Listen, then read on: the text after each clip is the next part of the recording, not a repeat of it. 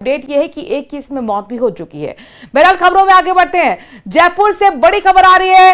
विधानसभा का घेराव किसान कर सकते हैं। गंग नहर के पुनर्निर्माण की मांग को लेकर किसान लामबंद नजर आ रहे हैं। आज बड़ी संख्या में किसान विधानसभा का घेराव कर सकते हैं। श्रीगंगानगर के किसान शहीद स्मारक पर इकट्ठा होंगे। शहीद स्मारक से विधानसभा घेराव के लिए कूच करेंगे। पंजाब के फिरोजपुर फीडर से पानी दिलवाने की मांग की जा रही है। पौंग डैम को क्षमता के मुताबिक पूरा भरने की मांग और मांग की अनदेखी करने पर मोर्चा खोल सकते हैं किसान। तो बड़ी खबर आपको बता रहे हैं, किसानों से जुड़ी हुई विधानसभा का महाराजा आज घेराव कर सकते हैं। आज विधानसभा का सत्र होगा और ऐसे में यहाँ पर किसानों की कोशिश है घेराव करने की। हालांकि देखना होगा कि क्या वो विधानसभा तक पहुंच पाएंगे या नहीं। अपनी मांगों को लेकर किसान मोर्चा खोले हुए हैं। और इस बीच दिल्ली से बड़ी खबर आ रही है। मयूर विहार फेज 2 में भीषण आग लग गई है। यूनिफॉर्म बनाने वाली दुकान में यह आग लगी है। फायर ब्रिगेड की टीम आग बुझाने में जुटी हुई है। तस्वीरें भी कुछ ही देर में आपको दिखाएंगे। मयूर विहार दिल्ली की खबर, जहां पर फेज 2 में भीषण आग लगने की जानकारी मिल रही है। यूनिफॉर्म बनाने वाली दुकान में भीषण आग लगी। फायर ब्रिगेड की गाड़ियां मौके पर पहुंची हैं। आग को बुझाने की कोशिश टीम कर रही है। तस्वीरें आपके सामने, ये यूनिफॉर्म बनाने वाली दुकान है जहां पर आग लगने की जानकारी मिल रही है। ये आप देख सकते हैं कि कई मंजिल ये बिल्डिंग नजर आ रही है, जिसमें कि ऊपरी मंजिल पर आग लगी हुई है। लगातार कोशिशें हैं सबसे पहले आग पर काबू पाने की, लेकिन ये बड़ा आर्थिक नुकसान यहां पर जाहिर तौर पर दुकान मालिक को हुआ है। फेज 2 मयूर विहार, जहां पर यूनिफॉर्म की दुकान में आग लग गई। जम्मू कश्मीर के कुपवाड़ा में सेना ने घुसपैठ की कोशिश को नाकाम कर दिया है। केरन सेक्टर में सेना ने घुसपैठ की कोशिश को नाकाम करते हुए 3 आतंकियों को मार गिराया है। मारे गए आतंकियों से सेना ने हथियार भी बरामद किए हैं। सेना की तरफ से बयान भी सामने आया है, जिसमें बताया गया कि अभी भी इलाके में ऑपरेशन चल रहा है। ये आपको हम दिखा रहे हैं जानकारी जो यहां पर पोस्ट करके जम्मू कश्मीर से सामने आई। सेना की तरफ से ये जानकारी दी गई है, जिसमें बताया गया है कि सर्च ऑपरेशन अभी भी कुपवाड़ा सेक्टर में चल रहा है। केरन ये सेक्टर है जहां पर कुपवाड़ा में आतंकियों को मार गिराया गया।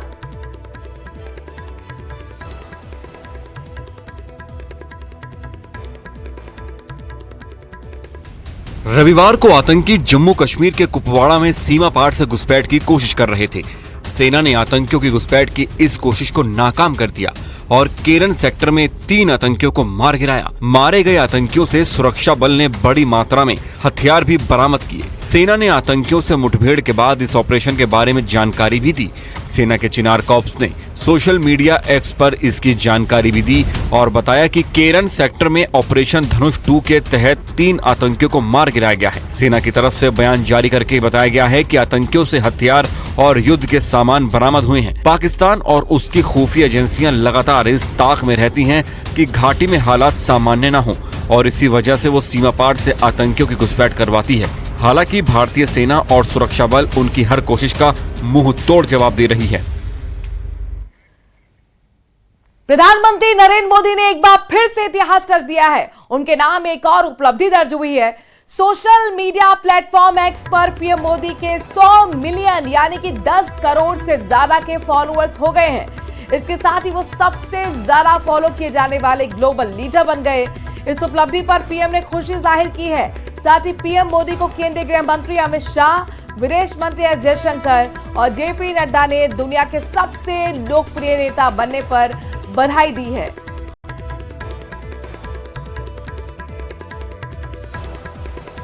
तो प्रधानमंत्री नरेंद्र मोदी के एक नाम और कीर्तिमान स्थापित हो गया है। बड़ी उपलब्धि उनके नाम दर्ज हुई है। सोशल मीडिया प्लेटफॉर्म एक्स पर पीएम मोदी के 100 मिलियन यानी कि आप समझ लीजिए 10 करोड़ से ज्यादा के फॉलोअर्स हो गए।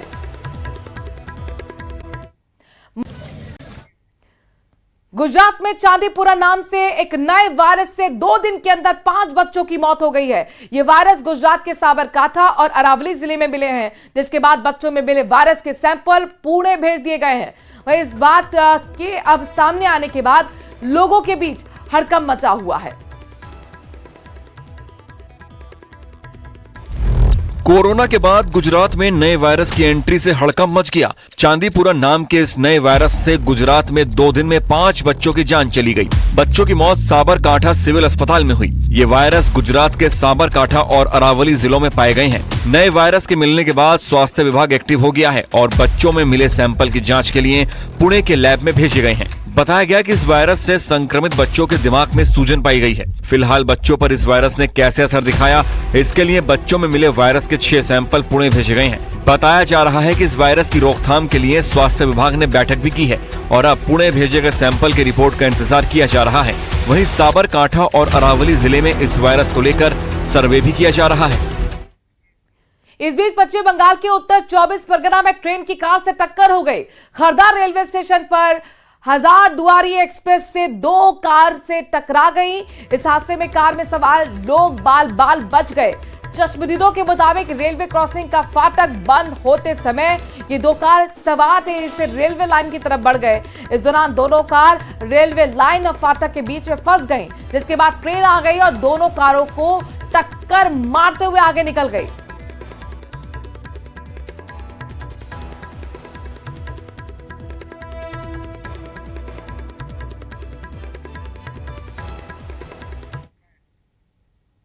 देश के कई राज्यों में इस समय नदियां उफान पर हैं। वहीं पहाड़ी राज्यों में भारी बारिश से जमीन खिसकने से हड़कंप मचा हुआ है।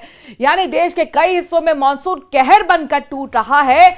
मानसून से जुड़ी बड़ी खबर यह है कि उत्तर प्रदेश में भारी बारिश के बाद कई जगहों पर बाढ़ जैसे हालात बन चुके हैं। तो वहीं दिल्ली, एनसीआर समेत पूरे उत्तर भारत में 5 से 6 दिन भारी बारिश की चेतावनी मौसम विभाग ने दी है।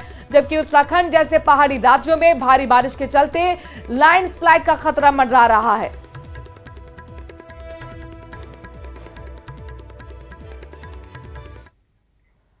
मौसम से जुड़ा बड़ा अपडेट दे दे। मौसम विभाग का बड़ा अलर्ट सामने आया है। प्रदेश के 30 जिलों में येलो अलर्ट जारी किया गया है। मेघ गर्जन के साथ बारिश हो सकती है। कुछ इलाकों में भी भारी बारिश की संभावना जताई जा रही है। तो लगातार बारिश का दौर राजस्थान में भी चल रहा है। एक बार फिर मौसम विभाग की तरफ से अलर्ट आया है। 30 जिलों के लिए येलो अलर्ट जारी किया गया है। यानी कि मेघ गर्जन के साथ बारिश हो सकती है। साथ ही कुछ इलाकों में भारी बारिश की भी संभावना जताई गई है।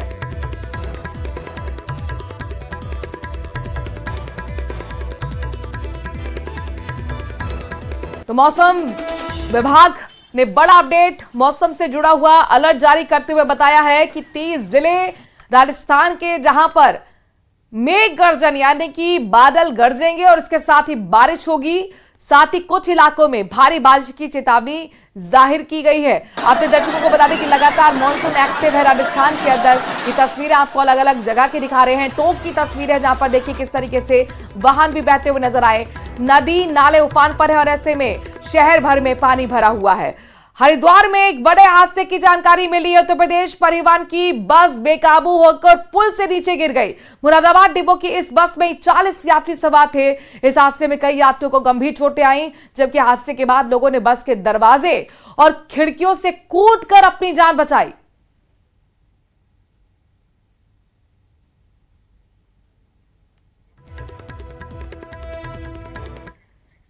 तो यूपी से बिहार तक बाढ़ बारिश ने भारी आफत पैदा कर दी है। सैकड़ों एकड़ जमीन पानी में डूब गई है। कई शहरों में सड़कें तालाब बन गई हैं। बिहार में तो बाढ़ की मार से कई सड़कें देखते ही देखते बह गईं। वहीं उत्तराखंड में भारी बारिश के बाद लैंडस्लाइड का खतरा मंडरा रहा है। मध्य प्रदेश में शिप्रा नदी कहर बनकर बरप रही है। मध्य प्रदेश में भोपाल समेत 15 से ज्यादा जिलों में तेज बारिश हुई। इसके साथ ही गुजरात और पश्चिम बंगाल में हाल बुरा है।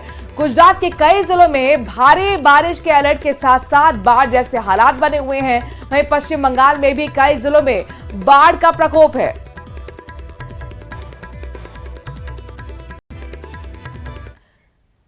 आपको लिए चलते हैं यूपी के लखीमपुर खीरी, जहां पर बाढ़ से हाल बेहाल हो गया है। लखीमपुर खीरी के कई गांव बाढ़ की चपेट में आ गए हैं। तो वहीं सैलाब की चपेट में गांव के रास्ते भी हैं। सड़क पर 4 से 5 फीट तक पानी भरा हुआ है। गांव में नाव चल रही हैं। इस बीच बाढ़ की चपेट में आकर कुछ पुल भी टूटते हुए नजर आए। पानी भरने से ग्रामीण के कच्चे घर ढह गए। साथ ही बड़ी संख्या में ग्रामीण बेघर हो गए हैं। घरों में बाढ़ का पानी होने और कच्चे घर गिरने से कुछ परिवार हाईवे के किनारे त्रिपाल के सहारे जीवन काटने को मजबूर हैं।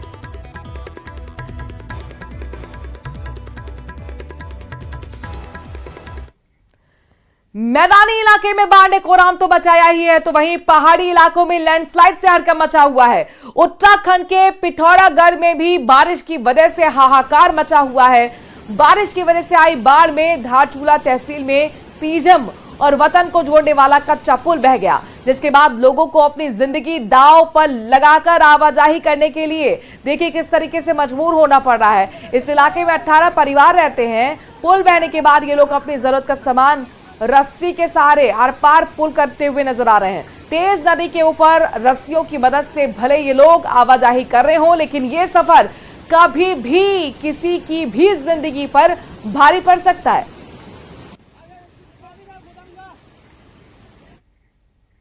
पहाड़ों पर जमीन खिसकने की वजह से कई रास्ते बंद हो गए हैं, जिन्हें खोलने के लिए प्रशासन की टीम लगातार काम कर रही है। ऐसी एक तस्वीर सामने आई है चमोली के जोशीमठ इलाके से। यहां पर नेशनल हाईवे पर सीमा सड़क संगठन यानी कि बीआरओ की टीम लगातार मलबा हटाने के काम में जुटी हुई है। इस दौरान हाईवे पर दोनों तरफ लंबा जाम लगा हुआ भी नजर आया। बीआरओ की टीम के मुताबिक बहुत जल्दी मलबा हटाकर नेशनल हाईवे को आने जाने के लिए खोल दिया जाएगा।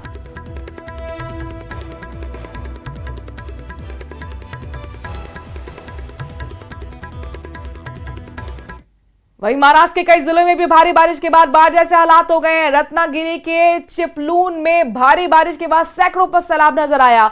चारों तरफ बाढ़ के पानी ने कब्जा जमा लिया। लोगों के घरों और दुकानों में पानी भर गया, जिसकी वजह से लोगों को काफी परेशानी का सामना करना पड़ा।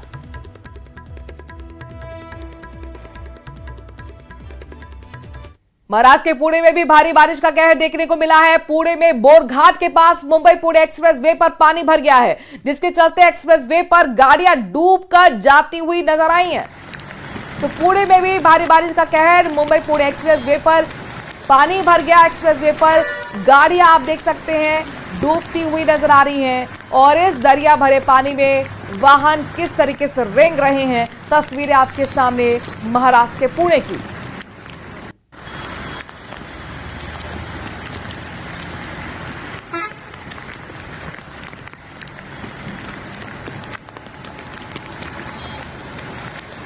महाराष्ट्र के बाद आपको लिए चलते हैं मध्य प्रदेश, जहां पर बारिश के कारण जगह जगह बाढ़ जैसी स्थिति बनी हुई है। लेकिन उज्जैन में अभी बारिश शुरू नहीं हुई। इंदौर और आसपास के इलाकों में हुई बारिश की वजह से शिप्रा नदी का जलस्तर बढ़ गया, जिसके कारण नदी के किनारे खड़ी गाड़ियां डूब गईं, जिन्हें कड़ी मशक्कत से निकाला गया।